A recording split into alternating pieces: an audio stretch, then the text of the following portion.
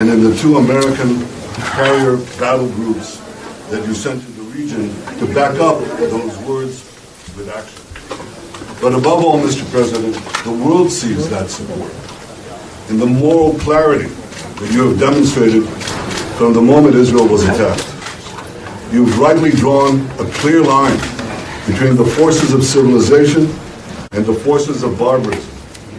You describe what Hamas did as sheer evil. It is exactly that. Hamas murdered children in front of their parents, and parents in front of their children.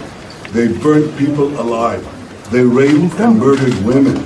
They beheaded soldiers. They searched for the secret hiding places where parents hid their children. And just imagine, Mr. President, the fear and the panic of those little children in their last moments as the monsters found out their hiding places. Hamas kidnapped women, children, elderly, Holocaust survivors.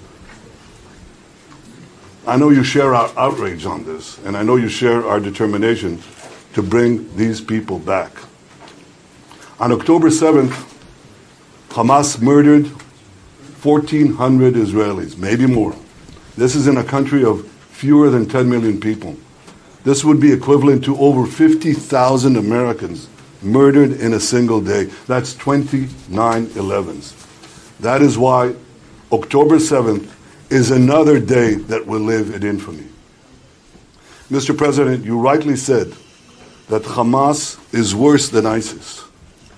The German chancellor, who visited here yesterday, said that Hamas were the new Nazis. You're both right.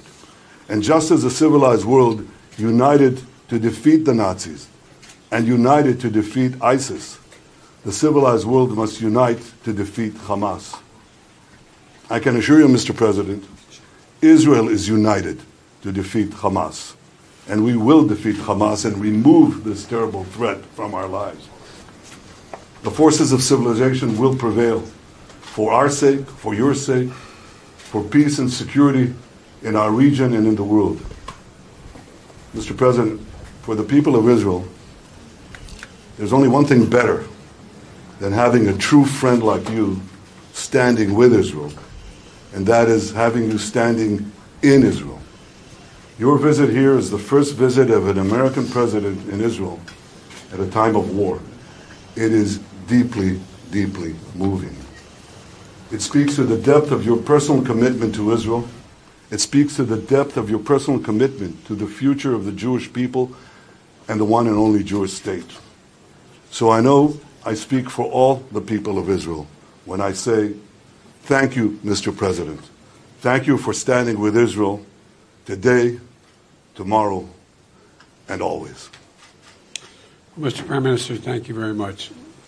Look, folks, I wanted to be here today for a simple reason. I wanted the people of Israel, the people of the world, to know where the United States stands. I've had my great Secretary of State here. He's been here for a lot. But I wanted to personally come and make that clear. Terrorist group Hamas has slaughtered, as has been pointed out, over 1,300 people.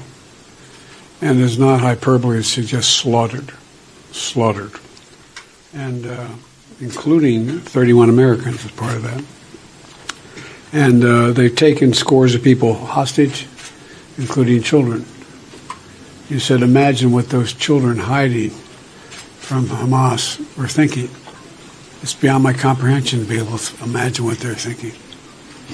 Beyond my comprehension. They're committed evils that and atrocities that make ISIS look somewhat more rational. You know, Americans are grieving with you. They really are. And Americans are worried. Americans are worried because we know this is not an easy field to navigate, what you have to do. But the fact is that Israel, as they respond to these attacks, it seems to me that have to continue to ensure that you have what you need to defend yourselves. And we're going to make sure that occurs, as you know. And we have to also bear in mind that Hamas does not represent all the Palestinian people, and it has brought them only suffering.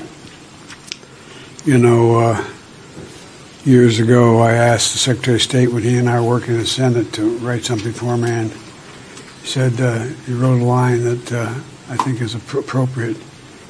He said, it's not, we lead, not just, well, I won't go into it, I'll wait later. I'm taking too much time, but the point is this, that I was deeply saddened and outraged by the explosion at the hospital in Gaza yesterday.